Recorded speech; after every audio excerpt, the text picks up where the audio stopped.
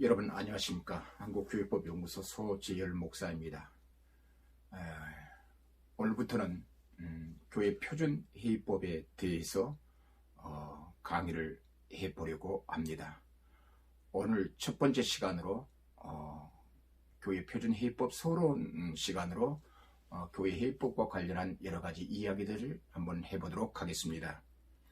근본에 제가 교회 표준 회의법이라고 하는 책을 출간했습니다. 교회 표준 이 회의법을 통해서 오늘날 한국 교회 여러 가지 종교 단체 혹은 여러 가지 교회 속해 여전도회, 남전도회, 청년회, 주일학교 다양한 회의체가 있는데 종교단체 회의체인 단체 교회의 회의를 어떻게 진행해야 될 것인지 그 회의법에 대한 여러 가지 이야기들을 하나하나 정리해 보도록 하겠습니다. 앞으로 이 강좌는 바로 이 교회 표준 회의법이라는 책을 교재로 하여 사용하도록 하겠습니다. 필요하신 분은 아래 주문 전화가 나갑니다. 한국교회법연구소에 연락 주시면 이 책을 통해서 계속해서 하나하나 살펴보도록 하겠습니다. 제가 교회 정관법 총칙을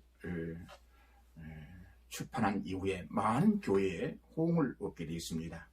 그래서 그동안 우리 한국 교회가 교회 정관, 자치 법규에 대해서 무관심했다가 모든 분쟁의 원인과 분쟁은 바로 교회 정관의 문제에 있다는 사실을 알고 교회 정관을 전국적으로 많은 교회들이 재정비하는 사태가 벌어졌습니다. 참 다행스러운 일입니다. 교회가 분쟁이 발생했을 때는 그 교회 자치법규인 교회 정관에 의해서 모든 분쟁을 판단한다는 사실입니다. 특별히 교회가 분쟁이 발생해서 법원 소송으로 이어질 때 법원은 교단 헌법도 중요시 여기지만 교회 정관에 의해서 모든 판단의 기준을 삼고 있다는 사실을 알게 되었습니다. 교회 정관이 없을 때는 물론 교단 헌법으로 가게 되고 교단 헌법은 반드시 교단 헌법을 적용할 때는 대한민국 민법에 의해서 교회 분쟁을 판단하는 경우를 우리는 많이 봐왔습니다. 이것이 60년 동안 대법원이 판례 법률로서 우리에게 남겨준 자유 확충이라 그렇게 볼 수 있겠습니다. 자, 이번에는 이제 교회 표준회의법, 교회 회의를 어떻게 해야 되는가, 교회 회의가 왜 그렇게 중요한지에 대해서 오늘 서론 시간으로 한번 살펴보도록 하겠습니다. 자, 제가 그동안 10여 년 동안 교회 정관 문제로 한국 교회를 위해서 섬기기 위해서 여러 모양으로 연구하고 논문들을 발표하게 되었습니다. 그런 세미나와 논문을 발표하면서 교회법도 교회 정관법, 회의법과 관련된 모든 교회법도 사회법, 국가법과 관련되어서 해석되어져야 한다는 사실을 알게 되었습니다. 교회법에만 충실해 가지고는 이 현대 교회를 올바르게 건강하게 이끌어갈 수 없다는 사실을 알게 되었습니다. 그래서 법학 과정에 입학하여 법학 석사와 법학 박사 과정을 통해서 교회 자치법규, 종교단체 교회 자치법규에 관해서 연구했습니다. 단순히 교회, 종교단체, 교회라고 하는 그 개념은 신학적으로 교회 개념을 정리하는 것으로 멎어져서는 안 되고 그 교회가 대한민국 국가 안에 존재하기 때문에 국가를 상대로 법률 행위를 할 때는 국가는 교회를 어떤 단체로 보고 있는가, 이 법적 개념을 이해하지 못하면 교회는 교회 분쟁을 해결할 수 없다는 사실을 알게 되었습니다.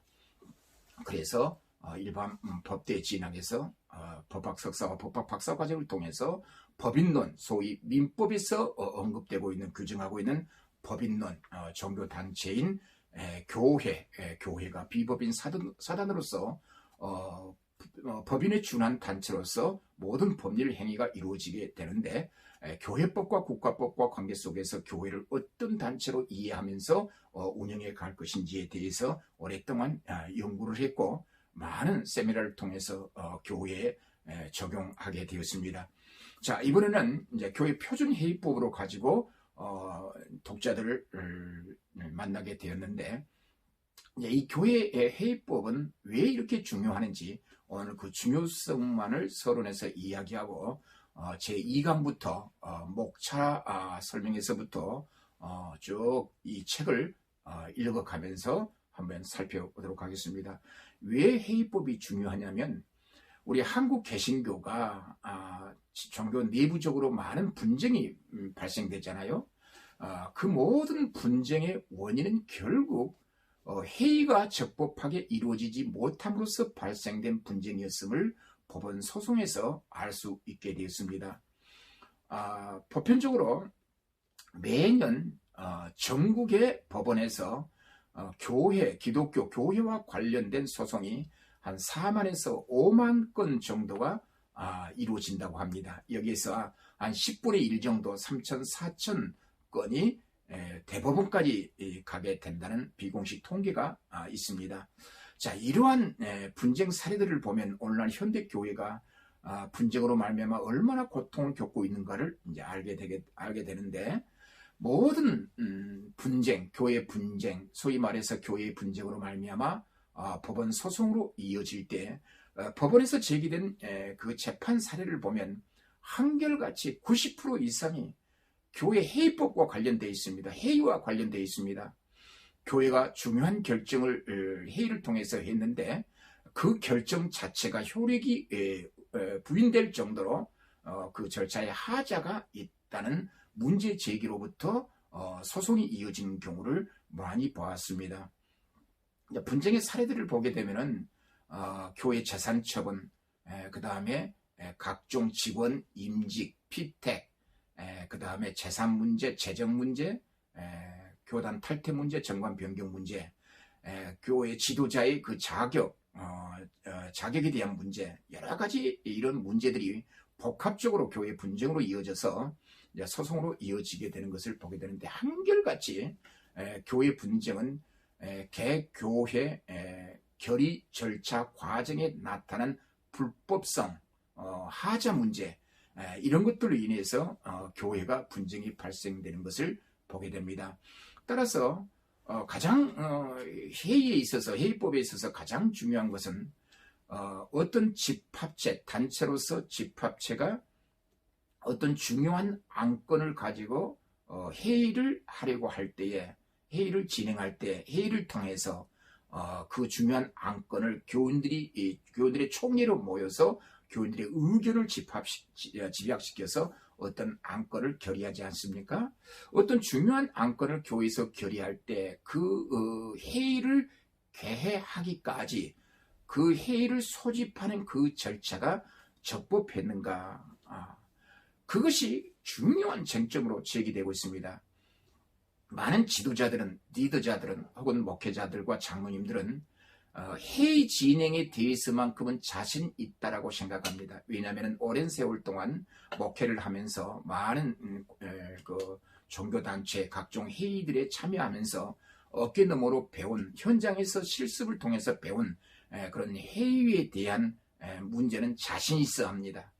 그러나 결국 법적인 문제의 잣대로 판단했을 때 그 회의가 무효가 되는 사례들이 많이 있다는 사실을 우리가 명심해야 합니다. 자, 회의를 개회하는데, 선언하는데, 회의를 시작하는데 그냥 오늘 회의를 하겠습니다. 장로님 오늘 공동회를 하겠습니다. 오늘 당회를 하겠습니다. 다 장로님들에게 연락해서 혹은 주보에 광고해서 다음 주일에 공동회를 소집하여 중요한 안건을 결의한다고 광고를 좀 해주시길 바랍니다. 자, 이런 형식으로 아무런 개념 없이 회의를 진행하는 경우들이 있습니다. 그러나 이 단체법에서 그 단체 구성원이 총 수가 몇 명이고 그 총 재적 회원들 가운데 적어도 몇 명이 출석해서 그 회의에 참석하여 결의하여야 적법한 결의가 되는가? 이걸 소위 말해서 의사정족수라고 말하죠. 이 의사정족수는 우리가 보통 개성수로 이해하고 있습니다. 제가 법학 공부를 할 때 이 목회자이기 때문에 우리 목회 현장에서는 항상 의사정족수란 말을 사용하기보다 개성수란 말을 주로 사용하지 않습니까? 우리 교단헌법에서도 개성수란 말을 사용하고 있는데, 교수님이 한 번은 제가 개성수라고 하니까 개성수가 뭐냐고 그렇게 질문을 해요. 개성수는 의사종족수를 의미합니다. 그 용어가 우리 교회에서는 개성수라고 말합니다. 그때 법대 그 교수님께서 하시는 말씀이, 이 법학계에서는 통용된 용어를 사용해야 서로 이야기가 좋다, 이제 그런 말씀을 하는 것을 제가 듣게 됐는데, 그래서 개성수란 말보다도 의사정족수라는 용어를 사용하는 것이 좋을 듯 싶습니다. 자, 의사정족수가 적법하지 아니하면 그 어떤 결의를 해도 다 무효사유가 됩니다. 법원에 가면 다 무효라고 판단하게 됩니다. 자, 총 재적 교인이 100명이면 그 100명 가운데 적어도 몇 명이 출석하여 계를 선언하여야 그 회의가 적법한 회의가 되는가. 이제 그것이 중요하고요. 이제 두 번째는 그 회의를 공지했을 때에 며칠 전에 총회를 한다고 공고를 해야 되는가, 공지를 해야 되는가. 공지를 할 때는 반드시 결의하고자 하는 그 안건, 회의 목적을 회원들에게 사전에 통보해 줘야 한다는 사실입니다.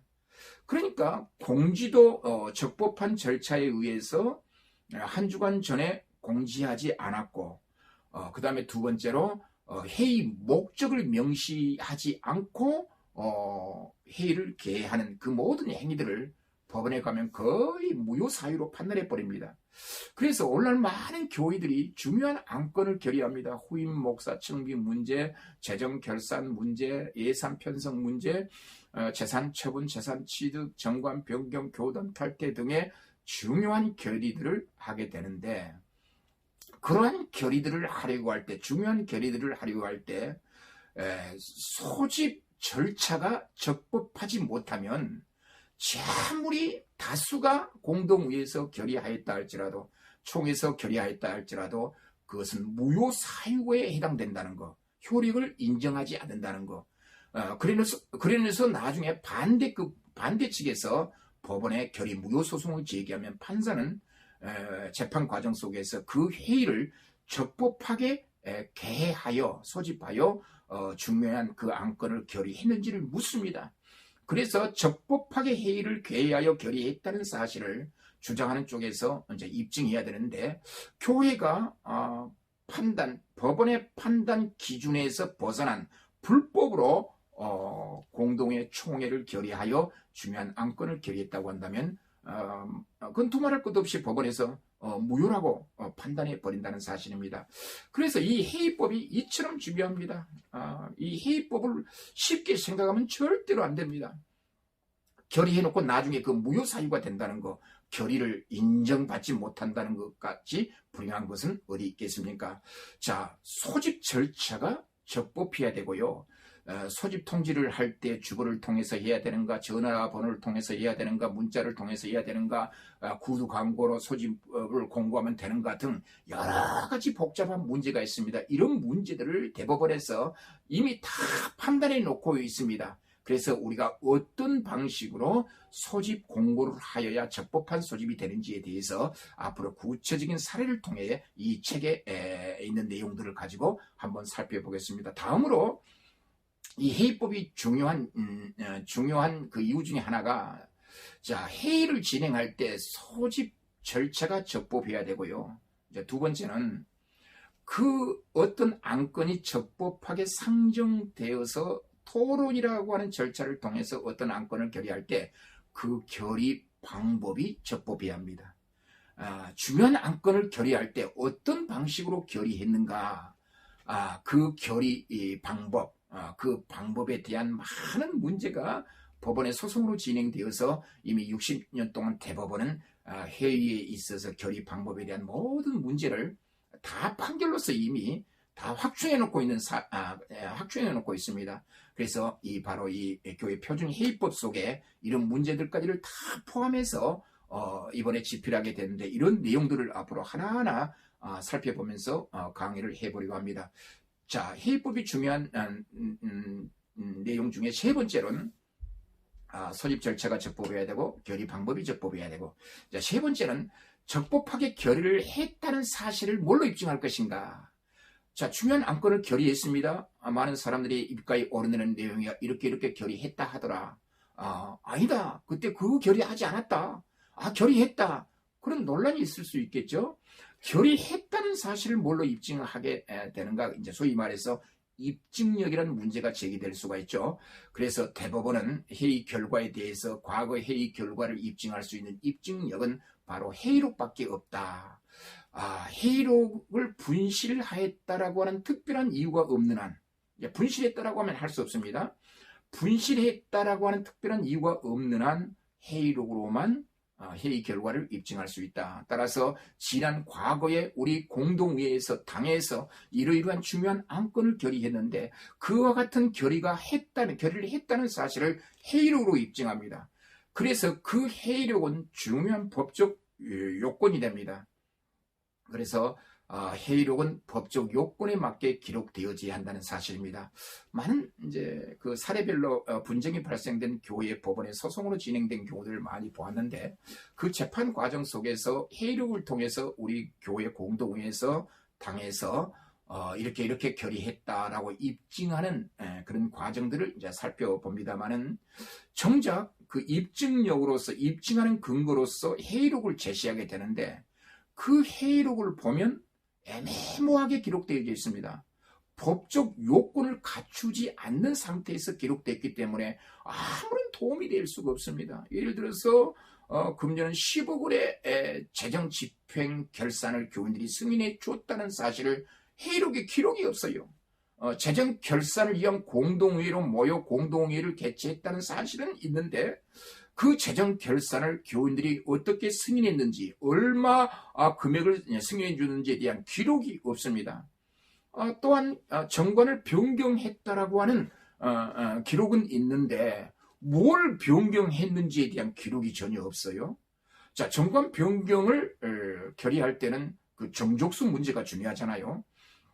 전 재적교인 가운데 몇 명이 출석해서 몇 명이 찬성했는지에 대한 그 기록은 그 회의록의 법적 요건을 충족시키는 아주 중요한 요건인데 몇 명이 출석해서 몇 명이 찬성해서 결의했다라고 하는 그런 기록들이 없습니다. 그래서 그런 회의록은 인정을 못 받습니다. 그래서 공동회를 통하여 정관이 변경됐다, 재정 결산이 승인되었다라는 사실을 이제 입증할 수가 없고 인정받지 못하는 경우들이 많이 있게 되는데 바로 이 교재에서는 앞으로 이 강좌를 통해서 정확한 법적 효력에 의해서 법적 효력을 갖기 위한 회의록의 작성, 회의록 작성, 실제적인 그 문제들을 앞으로 이 강좌를 통해서 살펴보고자 합니다. 회의록은 대단히 중요합니다. 회의는 적법하게 이루어져야 되고 적법하게 이루어진 그 회의 결과를 회의록으로 정확하게 기록해서 나중에 있을지 모르는 그런 모든 분쟁으로부터 분쟁을 예방하는 일은 대단히 중요한데 앞으로 이런 기초적인 법리 문제를 한번 쭉 살펴보도록 하겠습니다. 다음 시간에는 전체 이 저서의 그 목차에 대한 설명과 그 구체적으로 회의란 무엇인가, 해체란 무엇인가, 왜 우리 모든 종교 단체 분쟁의 원인이 구체적으로 이 회의 결과에 있다, 회의에 있다, 이런 내용들에 관해서 다음 시간에 살펴보도록 하겠습니다. 자, 오늘은 왜 회의가 중요한지에 대해서 그 절차적 요건들에 관해서 간략하게 설명했습니다. 다음 시간에 뵙겠습니다. 감사합니다.